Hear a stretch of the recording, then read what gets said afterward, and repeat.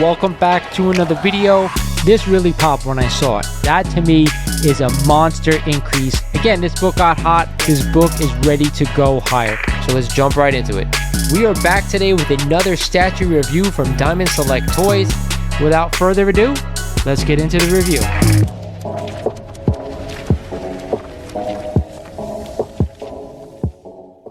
What is going on YouTube? This is Lawrence over at Mighty Comics and Collectibles, and welcome back to another video. Today we're talking Spidey, and I'm going to give you my top picks relating to the character Spider-Man that I would own in my collection. What I normally do is I give you 5 picks, but because I'm such a huge Spider-Man fan, I had to go with 10. I really could probably do 20 to 25, but to be honest, I think 10 is probably the sweet spot, and there are a lot of doozies on this list. But before we get started in this video, guys, like always, I'm going to ask you, if you're not a current subscriber of the channel and have been enjoying some of my content, I want you to do me a favor. Go ahead and click the subscribe button for me. It really does help the channel out. I want you to smash that like button as well. And of course, for you guys, turn on the notification bell because it lets you guys know when I post new videos. With that said, we're jumping in here at the top spot. Of course, it is Amazing Fantasy number 15, The Beginning. This is the classic origin of Spider-Man, developing the web shooters, learning to climb up walls, the big wrestling match at the beginning of this book, and of course, the tragic death of Uncle Ben.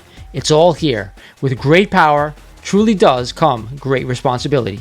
And right now, you can go out and get a CGC 1.0 for $16,771. That was the last sale in the CGC grade back in June.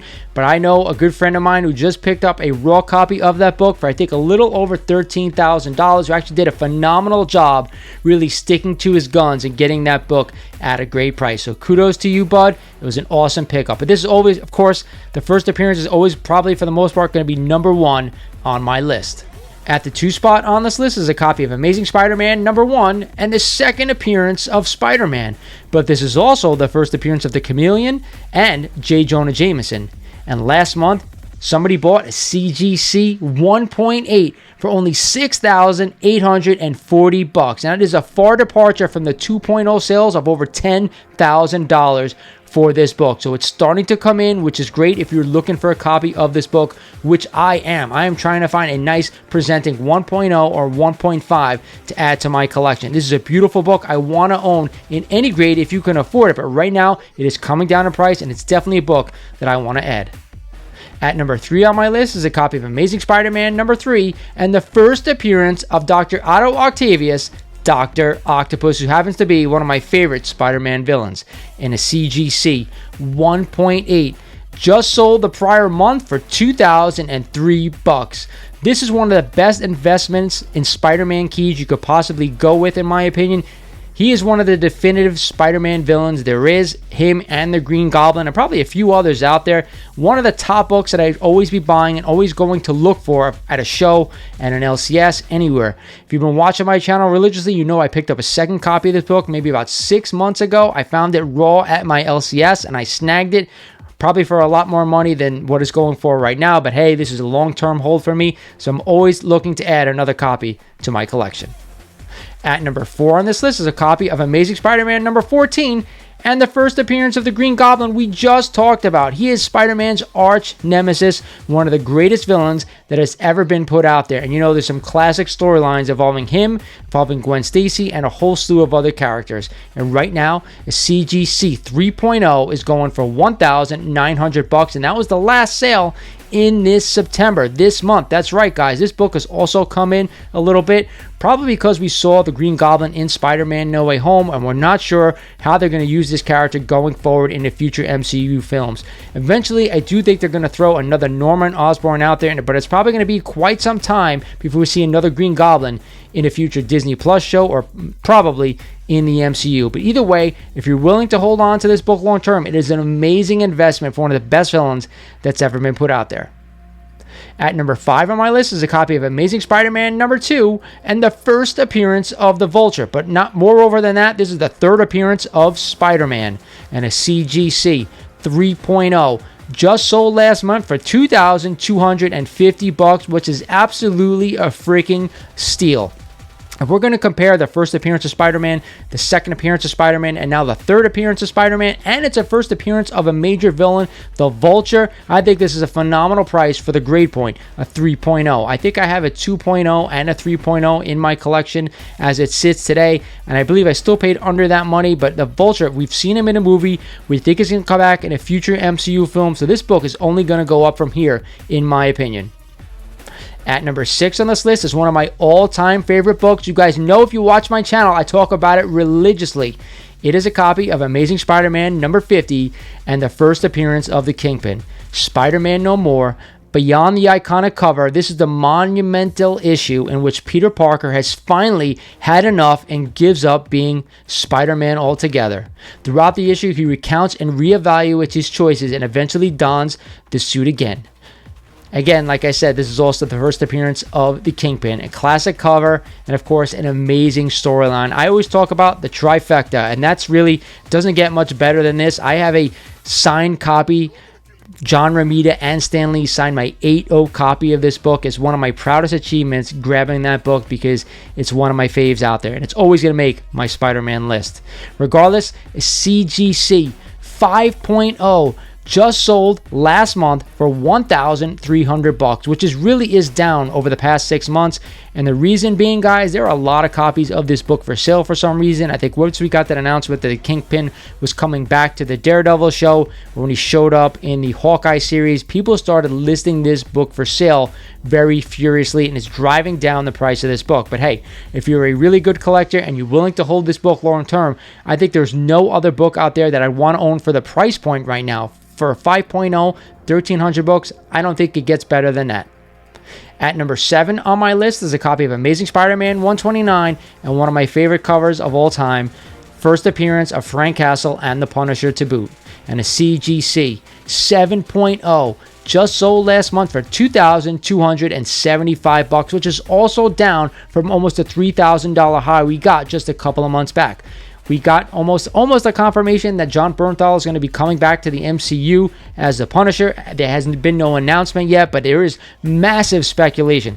Everybody loves that character. Everybody loves the way he portrayed him in the Netflix series, including myself. I love that jail scene where he absolutely goes nuts and takes on about 20 guards. If you guys haven't watched that series, you're missing out, because it was really something to behold. I can't wait till we see him again in that Daredevil show, because that's where I think he's going to really show up. But because this book is coming down right now, I'd be definitely looking to buy it. When I talk about Bronze Age books, I always mention the 4, Marvel Spotlight 5, Amazing Spider-Man 129, Giant Size X-Men 1, and of course, Incredible Hulk number 181. But hey, this is a Spidey list, and we're talking about Amazing Spider-Man. So this is definitely a book I'd pick up if you're a Spidey fan. At number 8 on my list is a copy of Amazing Spider-Man number 121. This was a storyline so iconic that it ended the Silver Age of comics, ushering in a more grounded, realistic Bronze Age, more akin to comics today. During a battle between Spidey and the Green Goblin, one of his greatest nemesis, of course, the love of his life, Gwen Stacy, is killed. Worse yet, the way things played out, Peter will never know if she accidentally died by his own hand or if the Goblin had already killed her. Thus is arguably the most defining moment in Spider-Man's life, save for the death of his Uncle Ben, and is the definitive Spider-Man story. Not to mention, this is a classic yellow cover to boot. A CGC 7.0 will run you $500, and that was the last sale just this past August. To me, anytime I see this book, I pick it up if it's reasonably priced, especially at high grade.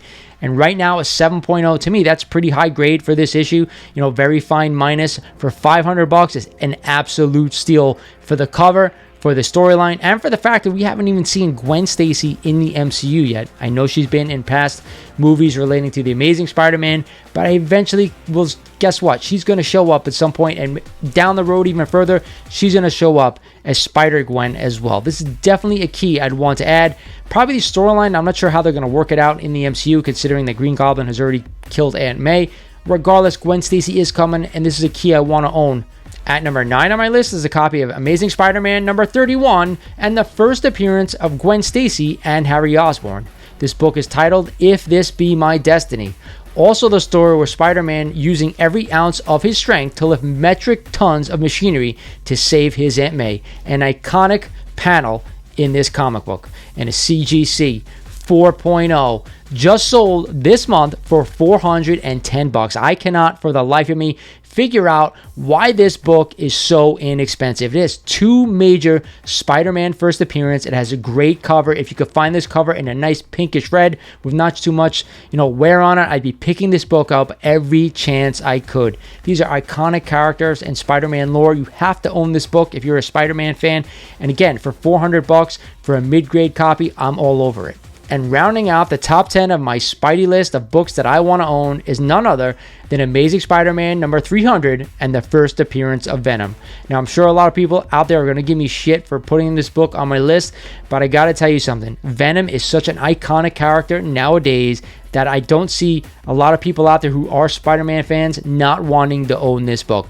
I am going to throw a caveat out there. If you want to go out and buy this book, I would probably stick to 9.2 or higher, but the higher the grade, the better. If you can go out and get a 9.8 right now, that's the book that I want to own if you can afford it, because there are a lot of copies out there. But I gotta be honest, he's such an iconic character, and what he's become now in the Marvel comics, he's only going to keep showing up in other movies, other films, and when eventually we are going to get him against Spidey yet again.